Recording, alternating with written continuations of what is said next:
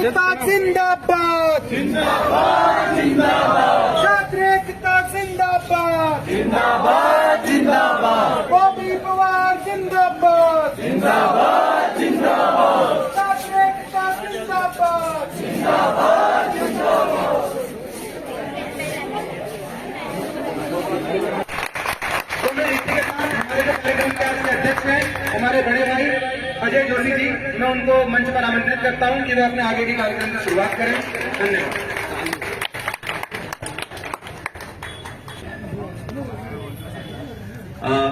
आशीष का thank you.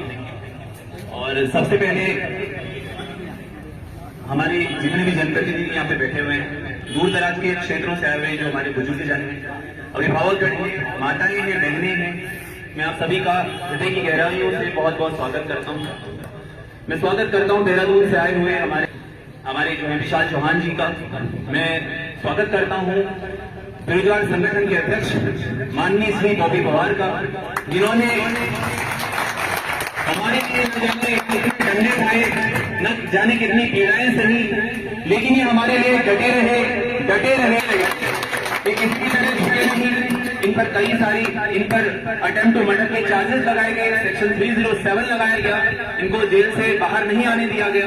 हमारे आंदोलन को तोड़ने की बहुत सारी कोशिशें की गई, लेकिन ये फिर भी डटे रहे।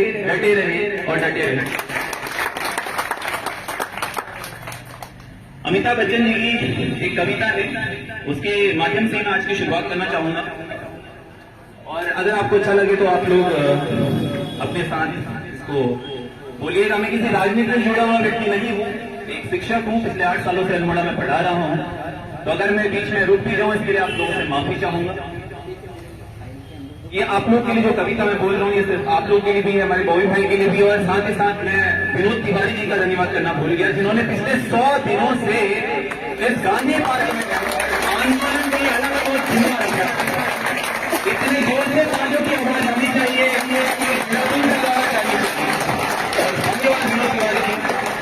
ये आपके लिए भी है और हमारी बुजुर्ग माताओं के लिए भी है, दादी के लिए भी है, कि मुट्ठी में कुछ सपने लेकर भरकर जेबों में आशाएं, मुट्ठी में कुछ सपने लेकर भरकर जेबों में आशाएं, दिल में है अरमान यही कुछ कर जाएं।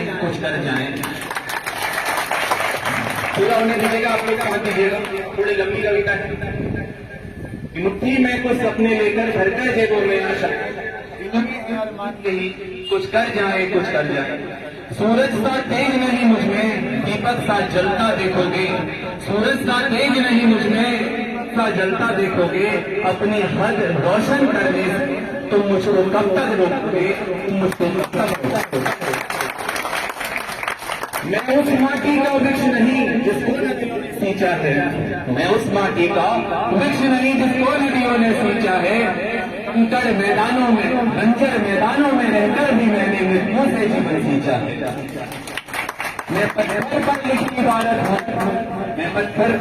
लिखी इबारत हूँ, शीशे से कब तक तोड़ोगे, मिटने वाला मैं नाम नहीं, तुम मुझको कब तक रोकोगे।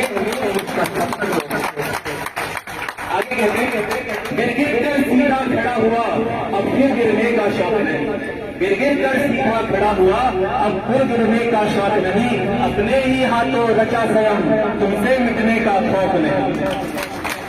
तुम हालातों की भट्टी में जब भी मुझको झोंकोगे, तुम हालातों की भट्टी में जब भी मुझको झोंकोगे, तब तक सोना बलुइया में तुम मुझको कब तक रोकोगे। 1971, क्योंकि मैं आपको बता ही दिया, मैं एज ए टीचर भी आप लोगों से यहाँ पे बोलूंगा, तो थोड़ा रॉ फैक्ट्स और सारी आपके लोगों के एग्जाम के लिए भी काम में आ जाएंगे। मैं राजनीति से बिल्कुल लेकर आप लोगों को कुछ फैक्ट्स भी बताऊंगा, और हम लोग किस मुद्दे के लिए यहाँ पर हैं उसके बारे में भी आपको थोड़ा अवगत करा दूंगा। 1971 में हिमाचल प्रदेश की फॉर्मेशन होती है और 1972 में वहां पर नए लॉज आ जाते हैं, और उन नए लॉज के अंदर मैं आपको कुछ बातें समझाना चाहता हूँ कि कहा क्या गया था। उसमें बोला गया था कि हिमाचल प्रदेश में कोई भी व्यक्ति अपने गांव को नहीं छोड़ेगा, और अगर कोई व्यक्ति अपने घर को या गांव को छोड़कर जाता है तो उसकी पूरी संपत्ति सरकार की।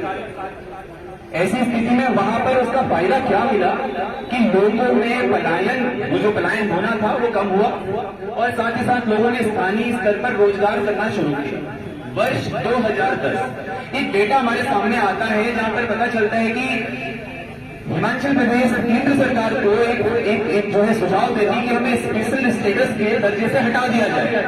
हमें दर्जा नहीं चाहिए स्पेशल स्टेटस का, क्योंकि यहाँ पे लोग इतने सेल्फ एम्प्लॉयड हो चुके हैं।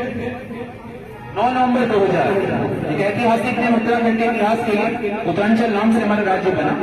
वर्ष 2002 के अंदर यहाँ पर लैंड लॉज आते हैं, जिसमें ये कहा जाता है कि 500 स्क्वायर मीटर से ज्यादा कोई अन्य राज्य का कोई व्यक्ति उत्तराखंड में जमीन नहीं खरीद सकता। 2007 में इसको घटा स्क्वायर मीटर कर दिया जाता है। लेकिन 6 अक्टूबर 2018 उत्तर प्रदेश जमीन विनाश एवं भूमि सुधार अधिनियम, अब हमारे जो अंग्रेजी वाले साथियों को समझ में नहीं आएगा, तो Uttar Pradesh zamindari abolition and land reforms act में संशोधन करके सेक्शन 143 क्लॉज 1 और 144 क्लॉज 2 जोड़ दिया जाता है, जिसमें कह दिया जाता है कि अब जमीन खरीदने की जो अपर लिमिट है पूरी तरह खत्म कर दी गई है। यानी कि कोई भी दूसरे राज्य का व्यक्ति उत्तराखंड में आकर चाहे जितनी वो जमीन खरीद सकता है। दिस वॉज सो शॉकिंग कि आप कोई भी व्यक्ति उत्तराखंड जैसे एक विशेष भौगोलिक परिस्थिति वाला क्षेत्र जिसका 86.07% क्षेत्र जो है पर्वतीय है और लोग बहुत गरीब है, बेरोजगार है, वहां पर दूसरे राज्यों को दूसरे राज्य के लोगों को यहाँ पर बसाया जा रहा है।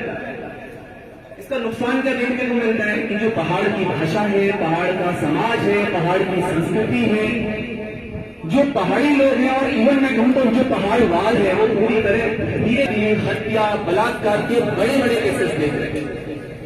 अब जो गरीब लोग हैं उनको पैसा चाहिए यार, उनको जीना है, उनको अपना जीवन निर्वाह करना है। पहले प्यार से काम चलता था, पैसे से काम चलने लग गया, तो सस्ते दामों में अपनी जमीन बेचकर यहां से भाग रहे हैं। वर्ष 2017 के अंदर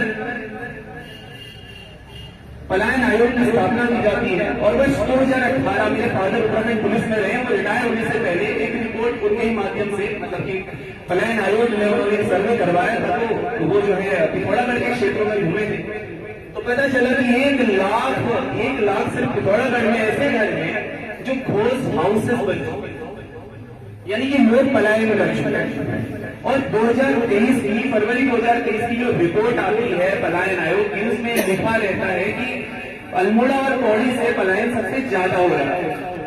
इसका परिणाम ये निकलता है कि पौड़ी के क्षेत्रों में जो लोग हैं वो मैदानी क्षेत्रों की ओर जा रहे हैं और यमकेश्वर क्षेत्र में वनंतरा रिजॉर्ट में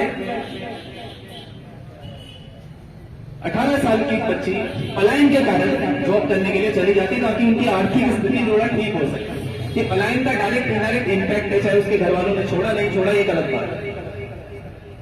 लेकिन एक छोटी बच्ची जिसके बड़े सपने हैं कि मैं कुछ बड़ा करूंगी, उसके साथ उसको मारा जाता है, पीटा जाता है और मैं बोल नहीं पाऊंगा इस बात को, लेकिन ये बहुत बड़ी बात है कि उस बच्ची को मारकर उसका रेप करके 3 दिन कमरों में रखा जाता है। रिपोर्ट सामने नहीं आई है, मैं साफ बोलूंगा।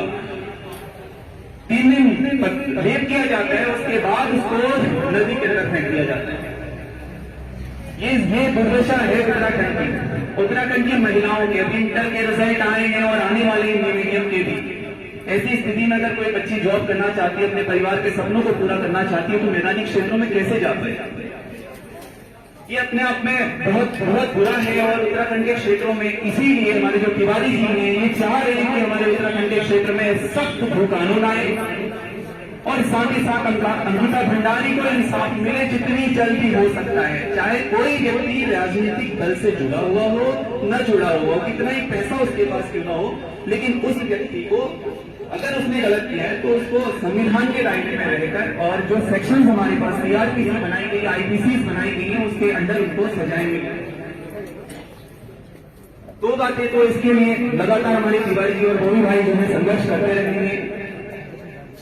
अब जो तीसरा पॉइंट निकल कर आता है वो है आप लोगों का मुद्दा, जो सबसे ज्यादा जरूरी है कि आप लोग इतनी तैयारी कर रहे हैं, गरीब परिवार से बिलोंग करते हैं। मुझे 8 साल हो गए, जैसे कि मैंने आप लोगों को बताया, मैंने ऐसे बच्चे देखे हैं जिनकी खाने की व्यवस्था नहीं है, और वो चाहते हैं कि हम गवर्नमेंट जॉब करें। उसके लिए उन्हें तैयारी करनी है क्योंकि कंपटीशन का लेवल हद से ज्यादा बढ़ चुका है। ऐसे कई सारे कोचिंग इंस्टीट्यूट वाले हैं जो यहाँ पे फ्री में भी बच्चों को पढ़ाते हैं। मैं आप सभी का बहुत बहुत धन्यवाद भी करना चाहूंगा क्योंकि बहुत गरीब बच्चे बहुत दूर दराज के क्षेत्रों से यहाँ पर पढ़ने के लिए आते हैं और हम जितना अपनी तरफ से हो सकता पहले भी कंट्रीब्यूशन करते रहे हैं, अब भी कंट्रीब्यूशन कर रहे हैं और फ्यूचर में भी जितना हो सकेगा हम कंट्रीब्यूशन करेंगे। और ऐसे बच्चों के साथ होता क्या है कि 36 लाख रुपए देकर सीट्स को खरीद लिया जाता है। सीट खरीदने के बाद और साथ ही साथ जो है जो हम लोग काम कर रहे हैं, जो हम लोग मेहनत कर रहे हैं, हमने इतनी किताबें पढ़ ली, जितनी परीक्षा वाणी थी पूरी रट ली, अजय सिंह रावत हमने पूरी पढ़ ली, केस में लंबे समय तक हमारे लिए संघर्ष किया है। और हम इस आंदोलन में जो आज विनोद तिवारी जी के 100 दिन पूरे हो गए हैं, बस संघर्ष की नीति के साथ, गांधी जी की नीति के साथ आगे बढ़ रहे हैं। हम गांधी जी की विचारधारा को मानते हैं और साथ ही साथ हम भगत सिंह की विचारधारा को फॉलो करते हैं।